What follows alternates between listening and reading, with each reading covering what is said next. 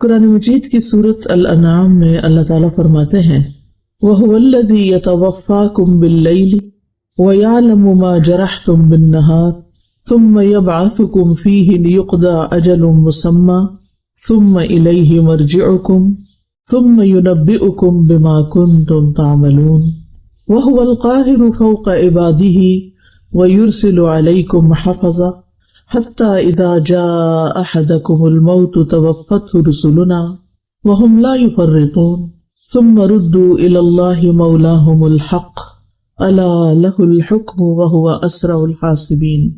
اور وہی ہے جو رات کو نیند میں تمہاری روح قبض کر لیتا ہے، اور وہ جانتا ہے جو تم دن کے وقت کمائی کرتے ہو، پھر وہ تمہیں اس دن میں اٹھاتا ہے تاکہ وقت مقرر پورا کیا جائے، پھر اسی کی طرف تمہارا لوٹنا ہے، پھر وہ تمہیں بتائے گا جو عمل تم کیا کرتے تھے، اور وہ اپنے بندوں پر غالب ہے، اور وہی تم پر نگہبان فرشتے بھیجتا ہے، یہاں تک کہ جب تم میں سے کسی ایک کو موت آتی ہے تو ہمارے بھیجے ہوئے اسے فوت کرتے ہیں، اور وہ کوئی کوتاہی نہیں کرتے، پھر وہ اللہ کی طرف لوٹائے جاتے ہیں جو ان کا حقیقی مولا ہے، خبردار اسی کے لیے فیصلہ کرنے کا اختیار ہے، اور وہ سب سے زیادہ جلد حساب لینے والا ہے۔ ان آیات میں آپ دیکھ رہے ہیں کہ اللہ سبحانہ وتعالیٰ نے پہلے ہر انسان کے سونے اور جاگنے کا ذکر کیا ہے، پھر مرنے اور پھر مر کر جینے کا ذکر ہے۔ تو ہر روز ہم یہ ایکسپیرینس کرتے ہیں، یعنی نبی صلی اللہ علیہ وسلم نے جب لوگوں کو آ کر یہ بتایا کہ تم مرنے کے بعد دوبارہ اٹھائے جاؤ گے تو انہیں یقین نہ آیا۔ انہوں نے کہا کہ یہ کیسے ممکن ہے کہ مرنے کے بعد ہم پھر اٹھائے جائیں، بس مر گئے تو ختم ہو گئے، ما ہی الا حیاتنا الدنیا نموت و نحیا، زندگی تو بس دنیا کی زندگی ہے، ہم جیتے ہیں مرتے ہیں بس ختم ہو جاتے ہیں۔ تو ان لوگوں کا آخرت پر یقین نہیں تھا، تو ان کو سمجھایا گیا کس چیز سے؟ ہر روز کے سونے اور جاگنے کے عمل سے، کہ کس طرح انسان ہر روز رات کو سو جاتا ہے، اللہ تعالیٰ اس کی ایک روح قبض کرتے ہیں، پھر وہ صبح جاگ اٹھتا ہے۔ تو ایسے ہی ہوگا کہ موت کے بعد انسان سو جائے گا اور پھر قیامت کے دن دوبارہ اٹھے گا۔ جیسے روزانہ سونے کے بعد اٹھنا کچھ مشکل کام نہیں، تو اللہ سبحانہ وتعالیٰ کے لیے موت کے بعد کسی کو زندہ کرنا، دوبارہ جگانا، اٹھانا کچھ مشکل کام نہیں، اور یہ کام اللہ سبحانہ وتعالیٰ کے لیے بہت آسان ہے۔ اللہ سبحانہ وتعالیٰ روزانہ اسی طرح انسانوں کے ساتھ تصرف کرتے ہیں تاکہ وہ اپنی مقررہ مدت پوری کر لیں، یعنی جتنی زندگی ان کی لکھی ہوئی ہے اس دنیا میں، جتنا ان کو رہنا ہے اتنا وہ رہ جائیں، اور پھر جب ان کی مدت پوری ہو جاتی ہے، ان کا وقت ختم ہو جاتا ہے، تو فرشتے آ کر ان کی روح قبض کر لیتے ہیں، اور فرشتے اللہ تعالیٰ کا حکم ماننے میں کچھ بھی دیر نہیں کرتے، ذرا لمحے کے لیے بھی کوتاہی نہیں کرتے، اور جس وقت جس کی موت لکھی ہوتی ہے اس وقت اس کو دنیا سے لے جاتے ہیں، اور پھر اللہ سبحانہ تعالیٰ ہی کی طرف سب کی واپسی ہے۔ اسی لیے جب کوئی فوت ہو جاتا ہے تو ہم کیا کہتے ہیں؟ انا للہ و انا الیہ راجعون، کہ بے شک ہم بھی اللہ کے لیے ہیں اور ہم اسی کی طرف واپس جانے والے ہیں، ہم بھی لوٹ کے جانے والے ہیں، ہم بھی پلٹنے والے ہیں، جہاں سے آئے ہیں وہیں واپس جائیں گے، اور یہ واپسی یقینی ہے۔ تو یہاں پر جو آیت میں لفظ آیا ہے وَهُوَ الَّذِي يَتَوَفَّاكُم بِاللَّيْلِ، وہ جو تمہیں رات کے وقت فوت کر دیتا ہے۔ توفی کا مطلب ہوتا ہے کسی چیز کو پورا لے لینا، تو حقیقت میں اس کا اطلاق موت پر ہوتا ہے، لیکن مجازی معنوں میں نیند کے لیے بھی، کیونکہ نیند جو ہے وہ موت کی بہن ہے، نیند موت سے ملتی جلتی چیز ہے۔ تو اللہ سبحانہ تعالیٰ رات کو نیند کی حالت میں تمہاری جانوں کو لے لیتا ہے، یعنی انسان کے اندر سے ایک روح نکل جاتی ہے۔ اسی لیے آپ دیکھیں کہ بعض اوقات جو خواب ہم دیکھتے ہیں اس میں ہم کسی دوسرے ملک میں ہوتے ہیں، مرے ہوئے انسانوں سے ملاقات کر رہے ہوتے ہیں، بعض اوقات کوئی ہمیں میسج دے رہا ہوتا ہے جو مر چکا ہوتا ہے۔ آج ہی صبح ایک خاتون نے مجھے میسج کیا کہ میرے داماد کی ایکسیڈنٹ میں ڈیتھ ہوئی ہے، اور وہ 4 دفعہ مجھے خواب میں آ کے ایک ہی بات کہتا ہے، اور جب وہ بات کہہ دیتا ہے تو اس کے بعد یکایک خوف سے میری آنکھ کھل جاتی ہے۔ تو آپ بتائیں کہ اس کا ہم کریں کیا؟ تو میں نے کہا کہ پہلے آپ مجھے یہ بتائیں وہ کیا کہتا ہے. کہتے وہ کہتا ہے کہ آپ میری امی سے جا کے کہیں کہ میرے ساتھ ایسا سلوک نہ کریں، میں ان کا بیٹا ہوں، میں انہی کا بیٹا ہوں، اور وہ میرے ساتھ ایسے نہیں کریں. اب کیسے نہیں کرے؟ تو میں نے کہا کہ اس سے تو یہی اشارہ ملتا ہے کہ ماں کسی بات پر اس سے خفا تھی جب وہ فوت ہوا ہے، ناراض تھی، اور شاید اس ناراضگی کا کچھ اثر ابھی تک دل میں باقی ہے. تو ظاہر ہے کہ اگر کوئی شخص فوت ہو جاتا ہے اور اس کی ماں اس سے ناراض ہے تو پھر خیر نہیں، پھر کچھ نہ کچھ آگے اس کی پکڑ ہے، کتنی وہ تو اللہ ہی بہتر جانتا ہے. لہٰذا دنیا میں انسانوں کے ساتھ ہمیں اپنے معاملات صاف کر لینے چاہیے. ہمیں نہیں پتا کہ ہماری موت کب آ جائے گی، ہم کب دنیا سے چلے جائیں گے، اور اس بات سے تو بہت ڈرنا چاہیے کہ ہماری وجہ سے ہماری ماں روئے، ہمارے کسی سلوک پر، ہمارے کسی رویے پر، ہمارے کسی طریقے پر، ہماری کسی عادت پر. تو ماں کو رلانا نہیں چاہیے. ایک مرتبہ نبی صلی اللہ علیہ وسلم کے پاس ایک شخص آیا اور کہنے لگا کہ میں آپ کے ساتھ ہجرت اور جہاد کرنا چاہتا ہوں. آپ نے پوچھا تم نے اپنے ماں باپ کو کس حال میں چھوڑا؟ تو وہ بولا کہ وہ رو رہے تھے، کیونکہ میں ایک ہی تھا ان کی خدمت کرنے کے لیے، تو وہ رو رہے تھے. آپ نے فرمایا تم واپس جاؤ، فَفِيهِمَا فَجَاهِدْ، انہی میں جا کے جہاد کرو، انہیں ان کی خدمت کرو، اور جس طرح تم انہیں رلا کے آئے ہو ایسے ہی جا کر تم انہیں ہنساؤ. تو ہم میں سے ہر ایک کا یہ فرض بنتا ہے کہ وہ اپنے ماں باپ کے ساتھ حسن سلوک کرے اور ماں باپ کو خوش رکھے. اگر کسی بات پر ماں باپ کے ساتھ اختلاف بھی ہو تو بھی اس اختلاف کو جلد ختم کر لینا چاہیے. بعض اوقات ماں باپ ایسی باتیں کہتے ہیں جو ہمیں پسند نہیں ہوتی، یا ایسی بات کہتے ہیں جو ہمارے لیے ماننی بہت مشکل ہوتی ہے، لیکن پھر بھی اس میں آپس میں بات چیت کر کے کوئی نہ کوئی اس کا حل، کوئی نہ کوئی اس کا راستہ ضرور نکالنا چاہیے. اور اس حال میں موت ہرگز نہیں آنی چاہیے کہ ماں باپ ناراض ہوں، وہ دونوں یا کوئی ایک. اور اگر ہم نے نادانی میں ایسا کچھ کر لیا ہے، ہم نے اپنی زندگی میں کوئی ایسے کام کیے کہ جس سے وہ خوش نہیں تھے اور وہ دنیا سے جا چکے ہیں، تو ان کے پیچھے ان کے لیے خوب خوب دعائیں کریں، ان کی بخشش کی دعائیں کریں، ان کی طرف سے صدقہ خیرات کریں، ان کے رشتہ داروں سے حسن سلوک کریں، کیونکہ والدین کے مرنے کے بعد جو ان سے حسن سلوک ہوتا ہے اس کا ایک حصہ یہ ہے کہ زندگی میں وہ جن لوگوں سے محبت کرتے تھے، جن لوگوں کا وہ خیال رکھتے تھے، ان کا خیال رکھا جائے، یعنی ان سے محبت کی جائے، ان کو پوچھا جائے.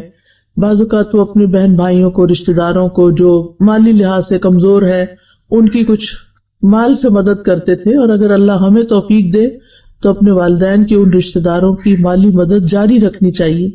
اسی طرح اگر وہ کسی خاص موقع پر کوئی صدقہ خیرات کرتے تھے تو وہ صدقہ خیرات ان کی طرف سے جاری رہنا چاہیے جب تک ہم زندہ ہیں. پھر ہمارے بعد ہماری اولاد تو جو بھی کرے گی، لیکن ہم اپنے والدین کی لیگیسی کو آگے لے کے بڑھنے والے ہوں.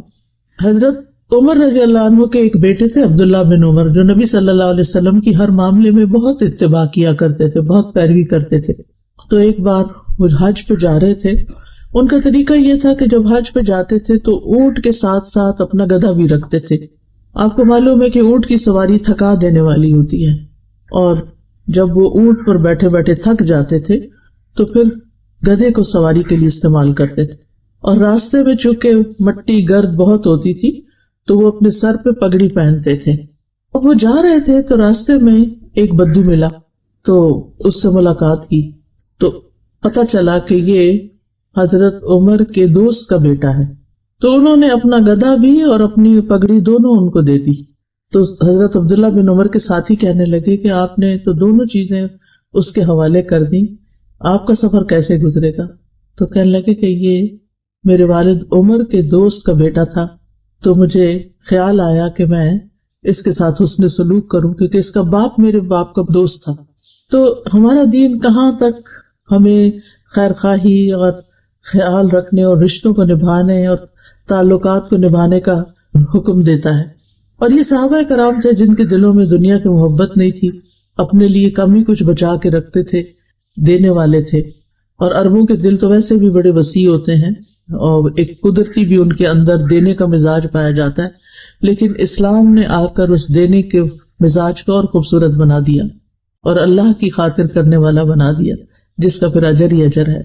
تو بات میں یہ کر رہی تھی کہ بعض اوقات نیند کے وقت انسان خواب میں ایسی ایسی جگہوں پر پہنچ جاتا ہے، حالانکہ فزیکلی وہ بستر پر ہوتا ہے، تو وہ دراصل اس کی روح ہوتی ہے، اور وہ روح سے ملاقات کر سکتی ہے، یعنی گھوم پھر کے، اور پچھلے فوت شدہ لوگوں سے یا زندہ لوگوں سے یا کچھ بھی۔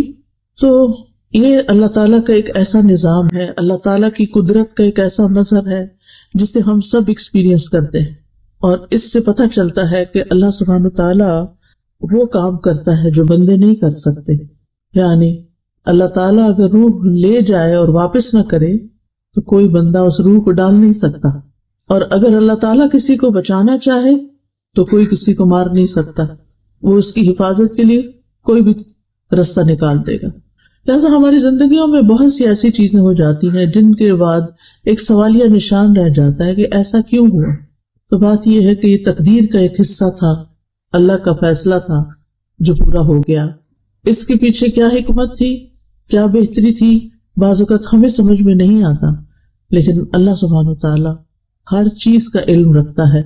قد احاط اللہ بکل شیء علما، اللہ تعالیٰ نے اپنے علم کے ساتھ ہر چیز کا احاطہ کر رکھا ہے، ماضی، حال، مستقبل سب جانتا ہے، کس انسان کے فائدے میں کیا چیز ہے اور نقصان میں کیا چیز ہے، کس کی موت جلدی آنی چاہیے اور کس کی موت تاخیر سے ہونی چاہیے، اس کا علم اللہ تعالیٰ کو زیادہ ہے۔ لہذا کبھی بھی انسان کو اللہ کے فیصلوں پر ناراض نہیں ہونا چاہیے، بلکہ اللہ تعالیٰ کے فیصلوں کو خوش دلی سے قبول کرنا چاہیے کہ رضیت باللہ ربا، میں اللہ کے رب ہونے پہ راضی ہوں، وہی پیدا کرتا ہے، وہی موت دیتا ہے، وہی رزق دیتا ہے، وہی امتحان لیتا ہے، سب کچھ اسی کے قبضہ قدرت میں ہے۔ پھر اس آیت میں فرمایا وَيَعْلَمُ مَا جَرَحْتُمْ بِالنَّهَارِ، اور وہ جانتا ہے جو تم دن میں مختلف کام کرتے رہتے ہو۔ جرح کا لفظی مطلب ہوتا ہے زندہ چیز کی جلد، اسکن جو ہوتی ہے، اور چمڑے کو کسی تیز دھار چیز کے ساتھ پھاڑ دینا، جیسے چھری، تلوار، ناخن، کچلی والے دانت، ان کے ذریعے اسکن کو کاٹنا جرح کہلاتا ہے۔ اسی لیے زخم کے لیے لفظ جرح استعمال ہوتا ہے، اور زخمی کو مجروح کہتے ہیں، اردو میں بھی یہ لفظ استعمال ہوتا ہے مجروح۔ تو یہاں مراد اس سے ما جرحتم کا مطلب یہ نہیں کہ جو تم چیرتے پھاڑتے ہو، بلکہ مطلب یہ ہے کہ جو کام تم اپنے ہاتھ سے یا زبان سے کرتے جاتے ہو، یعنی بعض اوقات انسان کے ہاتھ بھی دوسروں کو تکلیف دیتے ہیں، اور بعض اوقات زبان تو مجروح زخمی کر ہی دیتی ہے دوسروں کو، یعنی جس قسم کے بھی تم کام کرتے ہو وہ سارے اللہ کے علم میں ہیں۔ ثم یبعثکم فیہ لیقضی اجل مسمی، پھر وہ تمہیں نیند کی حالت میں فوت کرنے کے بعد دن میں اس نیند سے جگا دیتا ہے تاکہ ہر شخص اپنی وہ عمر پوری کر لے جو اللہ کے علم میں اس کے لیے مقرر کی گئی ہے، اس دنیا میں اس کے لیے مقدر کی گئی ہے۔ تو اللہ سبحانہ تعالیٰ نے انسانوں کی تقدیر زمین آسمان کی پیدائش سے بھی 50,000 سال پہلے لکھی۔ یہ اس کا علم تھا کہ وہ کیا پیدا کرنے والا ہے، اس کو پہلے سے پتا تھا، اور وہ پیدا ہونے کے بعد کیا کرے گا، یعنی کون سی چیز کیسی ہوگی، یہ بھی اس کے علم میں تھا۔ ایک پتا بھی گرتا ہے تو وہ اللہ کے علم میں ہوتا ہے۔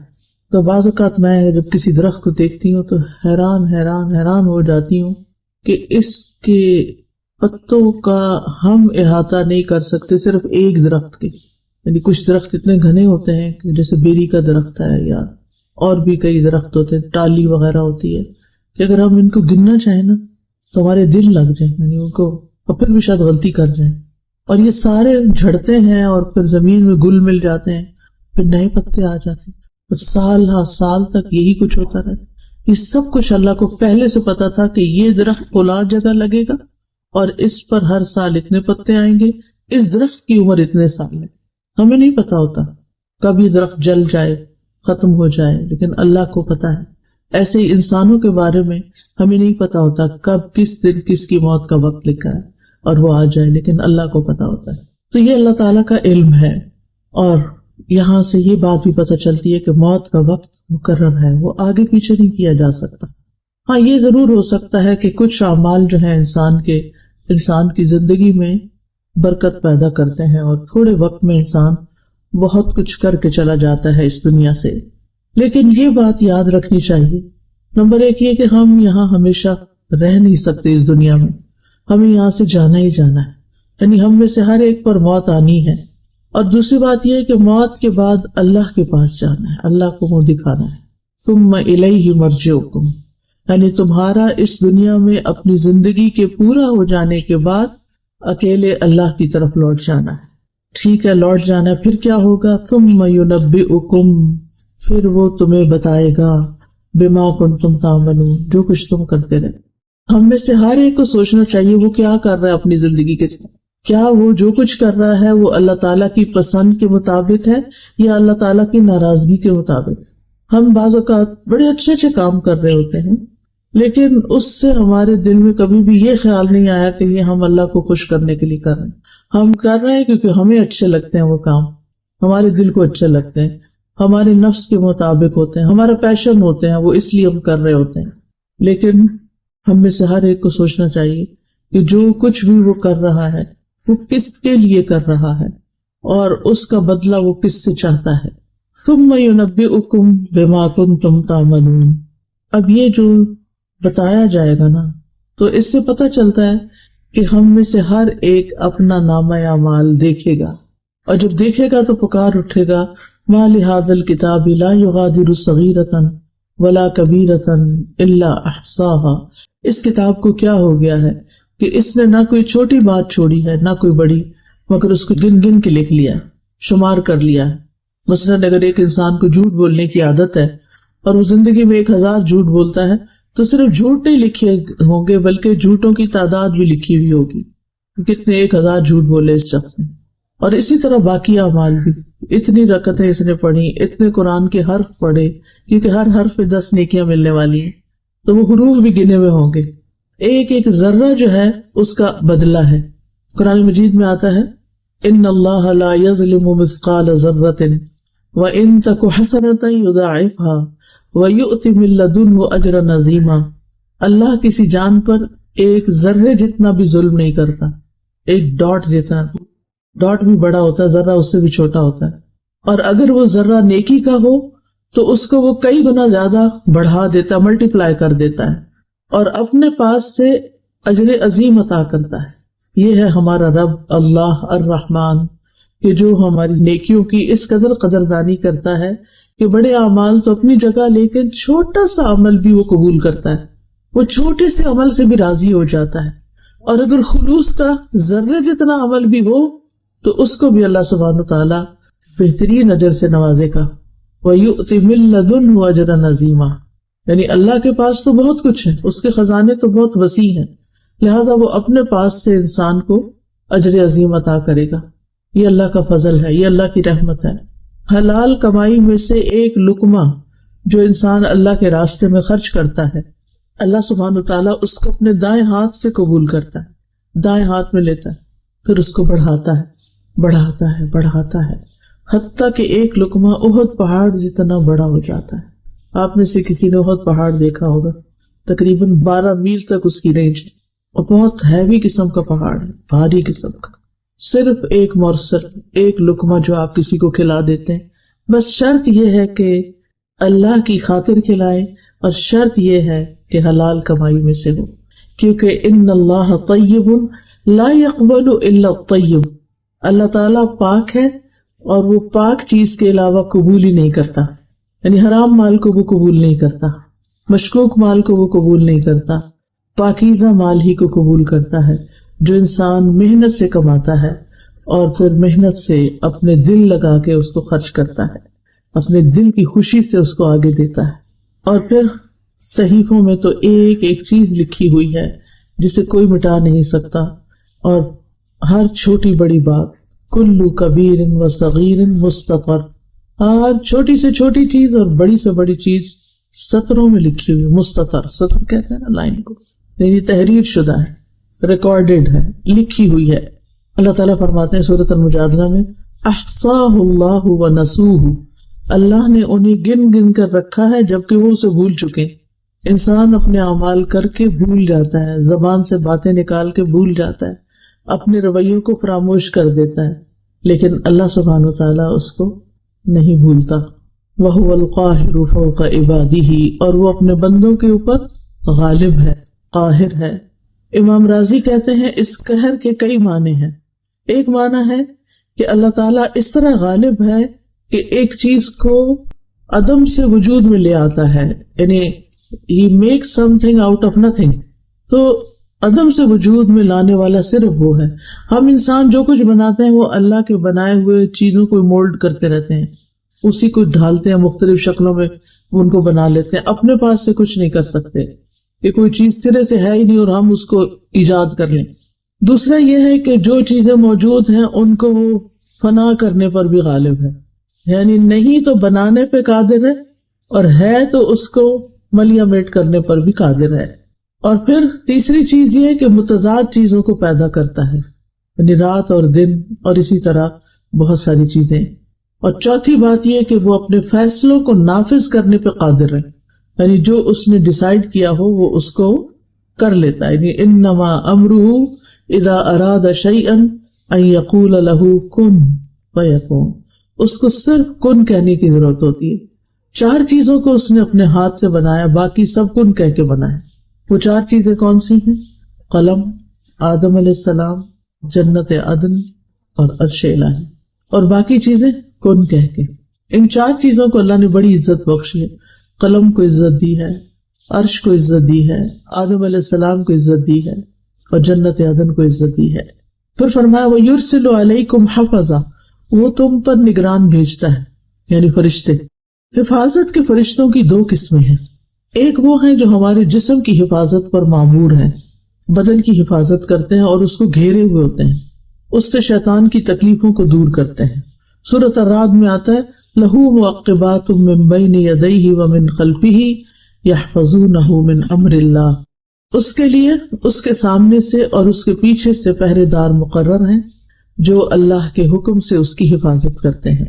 يَحْفَظُونَهُ مِنْ أَمْرِ اللَّهِ، یعنی من امر اللہ سے مراد بِأَمْرِ اللَّهِ، اللہ کے حکم کے ساتھ.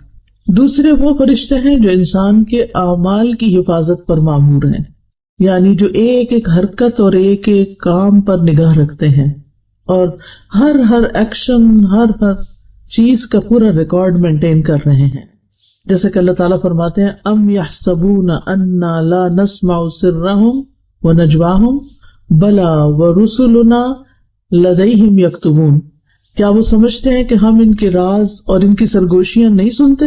یعنی یہ جو چھپ چھپ کے باتیں کرتے ہیں ہمیں نہیں پتا؟ کیوں نہیں، ہمارے بھیجے ہوئے فرشتے ان کے پاس ہی لکھتے رہتے ہیں. ہم سمجھتے کوئی نہیں سن رہا، ہم دائیں دیکھتے ہیں، بائیں دیکھتے ہیں، اوپر نیچے دیکھ، کوئی نہیں اب بات کر لو. نہیں، فرشتے تو کہیں نہیں جاتے، وہ تو ادھر ہی بیٹھے ہوتے ہیں. آپ شروع کرتے ہیں لکھ کے یا بول کے یا وسپر کر کے، وہ ساتھ ہی لکھنا شروع کر دیتے ہیں اور ریکارڈ کر لیتے ہیں. لہذا انسان کہیں بھی محفوظ نہیں ہے کہ وہ کہیں چھپ جائے یا اللہ سے بھاگ جائے. بھاگ کے دکھائے نہیں بھاگ سکتے، جانا تو اسی کے پاس ہے. کوئی موت سے نہیں بھاگ سکتا، کوئی اللہ تعالیٰ کے حضور حاضر ہونے سے نہیں بھاگ سکتا. جو بھاگے گا اس کو پکڑ کر اللہ کے حضور حاضر کر دیا جائے گا. اور ان فرشتوں کو حافظین بھی کہا گیا ہے، وَإِنَّ عَلَيْكُمْ لَحَافِظِينَ كِرَامًا كَاتِبِينَ يَعْلَمُونَ مَا تَفْعَلُونَ، اور بے شک تم پر یقیناً نگران مقرر ہیں جو معزز لکھنے والے ہیں، وہ جانتے ہیں جو کچھ تم کرتے، ان کو سب پتا ہے، تمہارے کھلے چھپے ہر چیز کا انہیں علم ہے. اب سوال یہ پیدا ہوتا ہے کہ اللہ تعالیٰ نے فرشتوں کے ذریعے نامہ اعمال کیوں لکھوایا ہے؟ یعنی اللہ تعالیٰ کو اگر خود ہی پتا ہے تو پھر فرشتوں سے کیوں لکھوایا؟ اس میں بندوں کے لیے شفقت اور نرمی ہے، کیونکہ جب ان کو پتا ہوگا کہ اللہ تعالیٰ خود نگرانی کر رہا ہے، اور پھر یہ کہ فرشتے بھی لکھ رہے ہیں اور ان کا نامہ اعمال تیار کر رہے ہیں، اور یہ نامہ اعمال قیامت کے دن سب لوگوں کے سامنے انہیں پیش کیا جائے گا، یا دائیں ہاتھ میں دیا جائے گا یا بائیں ہاتھ میں دیا جائے گا. تو یہ اللہ تعالیٰ کی مہربانی ہے کہ پہلے سے بتا دیا گیا ہے، اور اس طرح وہ اپنے اس نامہ اعمال کی حفاظت کرتے ہیں کہ یہ سب کے سامنے آ جائے گا تو اس کی بہت سخت شرمندگی ہوگی. تو مجھے اپنے ظاہر اور باطن کو ایک کر لینا چاہیے. یہ نہیں کہ میرے 2 روپ ہوں، ڈبل فیس ہو، میں لوگوں کے سامنے کچھ ہوں، میں تنہائی میں کچھ ہوں. میں اپنوں میں کچھ اور ہوں اور کسی اور کے سامنے اور ہوں، اپنے گھر میں کچھ اور ہوں اور باہر کچھ اور ہوں. نہیں، انسان انسان ہی رہے اور لوگوں سے زیادہ اپنے رب سے ڈرنے والا ہو. پھر فرمایا حتی اذا جاء احدکم الموت توفته رسلنا، یہاں تک کہ جب ان میں سے کسی کی موت کا وقت آ جاتا ہے تو ہمارے فرشتے جو اس سلسلے میں مقرر ہیں وہ اس کو پورا لے لیتے ہیں. یعنی یہ جو کرامن کاتبین ہیں یہ زندگی کی مدت ختم ہونے تک بس حفاظت کرتے ہیں، اور جب مدت ختم ہو جاتی ہے تو دوسرے فرشتے آ جاتے ہیں، ڈیوٹی چینج ہو جاتی ہے. یہ فرشتے چلے جاتے ہیں ہمیشہ کے لیے واپس، اور وہ فرشتے آتے ہیں جنہیں انسان کو فوت کرنے کا کام دیا گیا، وہ فوراً حاضر ہو جاتے ہیں، اور ان کا سردار ملک الموت کہلاتا ہے. جب موت کا وقت آتا ہے تو فرشتے دور تک حد نگاہ اور نظر آنے لگتے ہیں انسان کو. آپ نے دیکھا ہوگا کہ کئی مریض یہ بھی کہتے ہیں کہ بہت لوگ آ گئے ہیں، جگہ بناؤ، کھڑکی کھول دو، دروازہ کھول دو، پیچھے ہٹ جاؤ، جگہ بناؤ. یہ اکثر سننے کو ملتا ہے، یعنی مرنے والا اس طرح کی باتیں کر رہا ہوتا ہے. تو مومن کی روح جو فرشتے لینے آتے ہیں تو حد نگاہ تک فرشتے، اور وہ نورانی چہروں والے ہوتے ہیں، خوبصورت فرشتے ہوتے ہیں، جس کی وجہ سے میت کو ایک اطمینان ہو جاتا ہے. پھر ملک الموت آتے ہیں اور وہ فرشتوں کے سردار ہیں جو موت کا کام کرتے ہیں، اور وہ اس کے سرہانے کے پاس بیٹھ جاتے ہیں اور کہتے ہیں یا ایتھا النفس المطمئنہ ارجعی الی ربک راضیۃ مرضیہ فادخلی فی عبادی وادخلی جنتی ایھا الروح الطیب اخرجی من جسد طیب. اے پاک روح، پاکیزہ جسم سے باہر آ جاؤ. اور وہ روح ان کے کہنے پر ایسے باہر آ جاتی ہے جیسے پانی کا قطرہ کسی بوتل میں سے باہر نکل جائے آسانی کے ساتھ، کیونکہ اس کو رب کی ملاقات کی بشارت مل چکی ہوتی ہے کہ رب راضی ہے تم سے. تو وہ خوش ہو جاتی ہے کہ اب آگے مشکل نہیں ہے، اب جانا چاہیے. پھر اس کو دنیا سے زیادہ آخرت کی محبت لگ جاتی ہے. تو ایسے بندے سے اللہ تعالیٰ بھی ملنا چاہتا ہے جو اللہ کی ملاقات کی خواہش رکھتا ہو. ابن عباس کہتے ہیں کہ بہت سے فرشتے ملک الموت کے معاون ہیں، لہذا جو ہی روح نکلتی ہے تو ملک الموت روح نکال کے لے کے فوراً فرشتوں کے حوالے کر دیتے ہیں. پھر وہ جو نیک شخص ہوتا ہے اس کے لیے جنت سے کفن آتا ہے، روح کے لیے الگ کفن ہوتا ہے، اور جنت کی خوشبو حنوت بھی لاتے ہیں، اس کا نام حنوت ہے، حانون واو.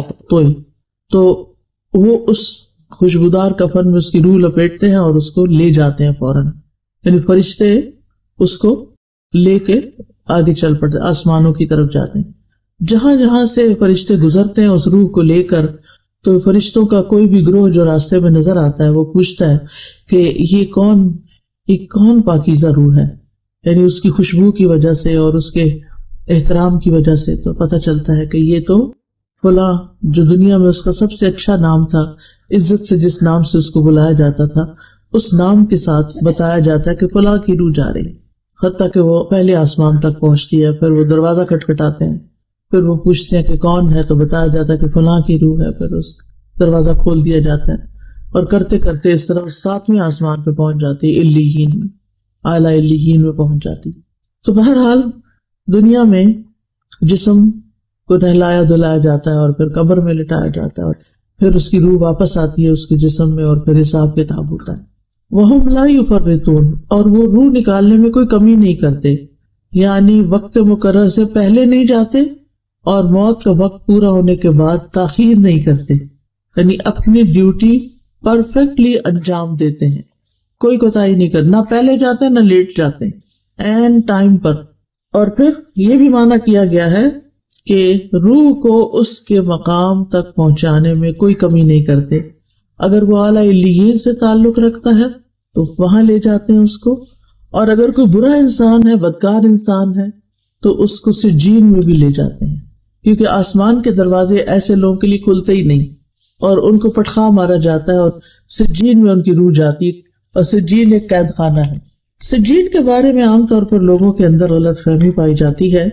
اس میں ہم دیکھتے ہیں کہ علماء جو ہیں سجین کے 2 معنی کرتے ہیں. ایک تو وہ جو قرآن مجید میں آتا ہے کلا ان کتاب الابرار لفی علیین، اور پھر اسی طرح لفی سجین جو برے لوگوں کا نام ہے اعمال ہے. اس کا معنی کیا ہے کہ فجار کے برعکس نیک لوگوں کی کتاب یا نامہ اعمال جو ہے وہ علیین میں رکھا جاتا ہے. قال الاعمش عن شمر بن عطیہ عن ہلال بن یساف قال سأل ابن عباس کعبا، ابن عباس نے کعب رضی اللہ عنہ سے سوال کیا، وانا حاضر اور میں اس وقت وہاں خود موجود تھا، ان سجین، سجین کے بارے میں. قال ہی الارض السابعۃ، کہ یہ 7ویں زمین ہے، وفیہا ارواح الکفار، اور اس میں کفار کی روحیں ہوتی ہیں. وسألہ عن علیین، اور ان سے علیین کے بارے میں بھی پوچھا. فقال ہی السماء السابعۃ، تو انہوں نے کہا کہ یہ 7واں آسمان ہے. وفیہا ارواح المؤمنین، اور اس میں مومنوں کی روحیں ہیں. وہکذا قال غیر واحد ان السماء السابعۃ، کہ وہ 7ویں آسمان میں ہے، یعنی علیین کہاں ہے؟ 7ویں آسمان میں. اور وہاں علیین ایک طرح سے سمجھے جنتی ہے. اب وہاں پر پہنچ کر ثم ردوا الی اللہ مولاہم الحق، پھر وہ اپنے حقیقی مولا، سچے مولا، اصل مولا یعنی اللہ سبحانہ وتعالیٰ کی طرف لوٹا دیے جاتے ہیں. کیوں؟ تاکہ ان کا حساب لیا جائے، تاکہ وہ قیامت کے دن جزا سزا پا سکیں. مولا جو ہے اس کا معنی ہوتا ہے جو لوگوں کے سارے امور اور معاملات کا ذمہ دار ہوتا ہے، یعنی جو گھر والوں کو ان کے کاموں میں اسسٹ کر رہا ہوتا ہے. تو حقیقی مولا جو ہے وہ اللہ سبحانہ وتعالیٰ ہی ہے. الا لہ الحکم وہو اسرع الحاسبین، خبردار حکم اسی کے لیے ہے اور وہ سب سے جلد حساب لینے والا ہے. یعنی ساری مخلوق کو یک بارگی اٹھا کے سب سے اکٹھا حساب بھی لے سکتا ہے، اس کے لیے کچھ مشکل نہیں. تو ان آیات سے یہ پتہ چلتا ہے کہ اللہ تعالیٰ اپنی تمام مخلوقات کی حرکات و سکنات کا احاطہ کیے ہوئے ہے. پھر یہ کہ سونا اور جاگنا اللہ کی بنائی ہوئی آخرت کی یاد دلاتا ہے، اور یہ یاد آنی چاہیے. پھر یہ کہ ہمیں موت کی تیاری کرنی چاہیے، موت کو یاد رکھنا چاہیے. ہر نماز میں اپنی موت کو یاد رکھیں، اس سے نماز میں خشوع و خضوع آئے گا.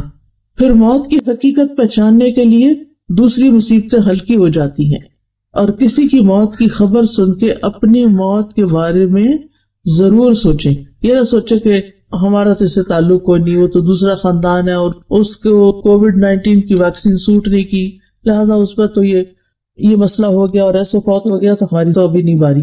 نہیں، کسی کو نہیں پتا کون لائن کے کس نمبر پر ہے. اور پھر یہ ہے کہ موت کو ناپسند نہیں کرنا چاہیے بلکہ اچھے کام کرنا چاہیے، تاکہ موت کے وقت جو ہماری زندگی ہے وہ خوبصورت ہو. کیونکہ ہر ایک نے مرنا ہے، موت کا فرشتہ بھی مقرر ہے، موت سے فرار ممکن نہیں، موت سے کوئی بھی بچنے والا نہیں. یعنی کوئی یہ نہیں کہہ سکتا کہ میں بچ جاؤں گا، بلا میں نے دوائی ایجاد کر لیا اور وہ کھا لوں گا اور کبھی موت نہیں آئے گی مجھ پر، ایسا نہیں ہو سکتا. پھر یہ کہ موت کا وقت اور جگہ بھی مقرر ہے. پھر یہ بھی یاد رکھنا چاہیے کہ موت کی سختیاں بھی ہیں. کلا اذا بلغت التراقی وقیل من راق وظن انہ الفراق والتفت الساق بالساق. ہرگز نہیں وہ وقت یاد کرو جب جان ہنسلیوں تک پہنچ جائے گی اور کہا جائے گا ہے کوئی دم کرنے والا، دم جھاڑ کرنے والا، اور وہ یقین کر لے گا کہ یقیناً جدائی کا وقت آ گیا ہے، پنڈلی پنڈلی کے ساتھ لپٹ جائے گی، اس دن تیرے رب ہی کی طرف روانگی کا وقت ہے. انبیاء علیہ السلام کو بھی موت کی شدت محسوس ہوئی تھی. اب یہ ہے کہ اگر کوئی اپنے قریبی لوگوں میں سے فوت ہو جائے تو کیا کرنا چاہیے؟ خبر سنتے ہی پہلے الفاظ انا للہ و انا الیہ راجعون پڑھنے چاہیے. پھر اس شخص کے لیے دعا کرنی چاہیے، لواحقین کے لیے دعا کرنی چاہیے. زبان سے رب کو راضی کرنے والے کلمات ہی کہنے چاہیے، یعنی ایسی باتیں نہیں کرنی چاہیے کہ جس سے اللہ تعالیٰ ناراض ہو. اللہ کی ناراضگی کے جملے نہیں بولتے. اللہ سبحانہ تعالیٰ کی تعریف کرنی چاہیے، صبر کرنا چاہیے. حدیث میں آتا ہے کہ صدمے کی پہلی چوٹ پر صبر کرنا، یعنی اصل صبر کیا ہے؟ جب چوٹ لگے تو اس وقت صبر کرے انسان. یہ نہیں کہ پہلے رونا دھونا مچا لے، چیخ چلا لے، پھر بعد میں کہ میں نے اب صبر کر لیا. وہ تو سب کو ہی آ جاتا ہے. یہ یاد رکھنا چاہیے کہ صبر کرنے سے اجر مل جائے گا. انما یوفی الصابرون اجرہم بغیر حساب. اور بے صبری کرنے سے کچھ بھی نہیں ملے گا، بلکہ اگر بے صبری میں اللہ تعالیٰ کی ناراضگی کے کلمات منہ سے نکل گئے تو الٹا شامت آ جائے گی. پھر یہ کہ ایک دوسرے کو صبر کی تلقین کرنی چاہیے. غم کے موقع پہ جزا فضا نہیں کرنی چاہیے. نوحہ نہیں کرنا چاہیے. پھر میت کے پاس خیر والے کلمات بولیں، اس کی خوبیوں کا ذکر کریں، اس کی اچھی صفات کا ذکر کریں، کیونکہ وہ اس کے حق میں لکھے جاتے ہیں، اور اگر اس کے بارے میں بری باتیں کی جائے تو وہ بھی لکھی جاتی ہیں جن پر اس کو سزا ہو سکتی ہے. پھر جلد کفنانے دفنانے کا انتظام کرنا چاہیے. میت کے اوپر اگر قرض ہو پہلے اس کا قرض ادا کر دیا جائے. پھر قریبی رشتہ داروں کو میت کا غسل دینا چاہیے، بیری کے پانی سے. سفید اور اچھا کفن پہنانا چاہیے، ریشمی نہیں، کاٹن کا ہو. پھر جو میت کو کفن پہنائے اللہ سبحانہ وتعالیٰ اسے قیامت کے دن سندس کا لباس پہنائے گا. جو خرچہ کرے گا وہ پہنائے گا اپنی طرف سے. پھر یہ کہ عورتوں کو جنازے کے ساتھ نہیں جانا چاہیے. پھر دفنانے کے بعد رک کے میت کی بخشش کی دعا کرنی چاہیے، اور رشتہ داروں کو تو بعد میں ہر روز خود اپنی نمازوں کے بعد دعا کر لینی چاہیے، کیونکہ میت کو سب سے زیادہ بخشش کی دعا چاہیے ہوتی ہے. حدیث میں آتا ہے نبی صلی اللہ علیہ وسلم جب میت کو دفن کر کے فارغ ہو جاتے تو اس کی قبر پر رکتے اور فرماتے اپنے بھائی کے لیے استغفار کرو. پھر اولاد کی دعا جو ہے وہ والد کے حق میں قبول ہوتی ہے.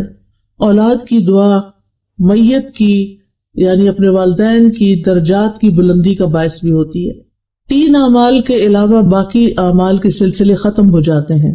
صدقہ جاریہ، یا وہ علم جس سے نفع اٹھایا جا رہا ہے، یا وہ نیک اولاد جو اس کے لیے پیچھے سے دعائیں کرے، بس.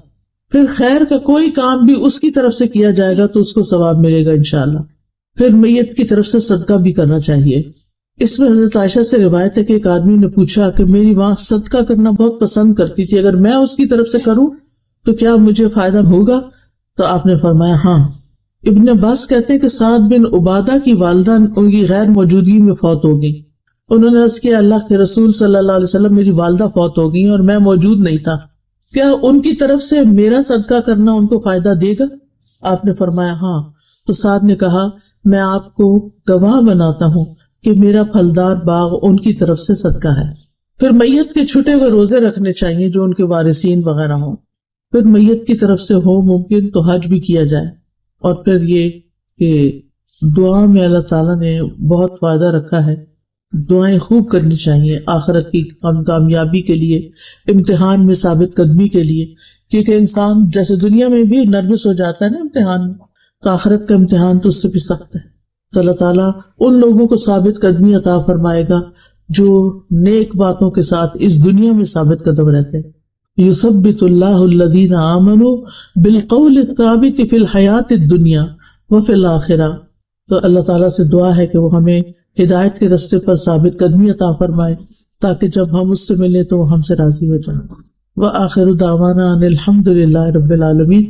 یہ آپ کو حفاظت کی دعا ملی ہے نا، آپ اس کے پیچھے دیکھیں، دعا کے پیچھے ایک لکھی ہوئی چیز. کعب احبار نے کہا اگر میں چند کلمات نہ پڑھا کرتا تو یہودی مجھے گدھا بنا دیتے. لوگوں نے پوچھا وہ کلمات کیا ہیں؟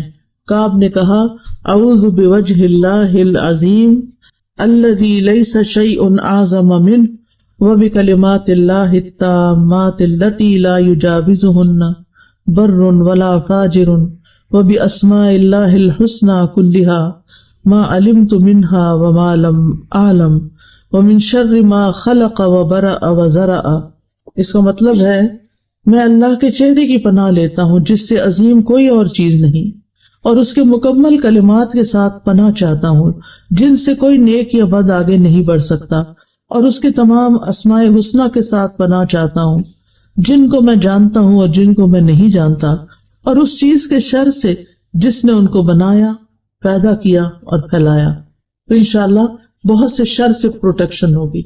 یہ گھر میں کہیں لگا لینا. یہ ہماری ایک بہت پیاری بہن ہے، انہوں نے اپنے ہاتھ سے لکھی ہے دعا، زرینہ زکریا نے.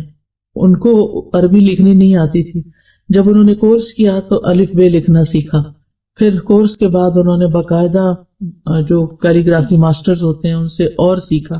پھر اس کے بعد انہوں نے لکھ کے مجھے بھیجا تو میں نے اس کا پوسٹر بنوا دیا تاکہ ان کے لیے صدقہ جاریہ ہو. میت کے لیے صدقہ خیرات ان کو فائدہ دیتا ہے، دعائیں فائدہ دیتی ہیں، اور اولاد کی نیکی والدین کو فائدہ دیتی ہے. اس لیے ہم سب کو کوشش کرنی چاہیے کہ قرآن مجید کے ساتھ جڑ جائیں، اچھے سے اس کو پڑھیں، سمجھیں اور آگے پڑھائیں، اس پر عمل کریں تاکہ ہمیں بھی فائدہ ہو اور ہمارے والدین کو بھی فائدہ ہو.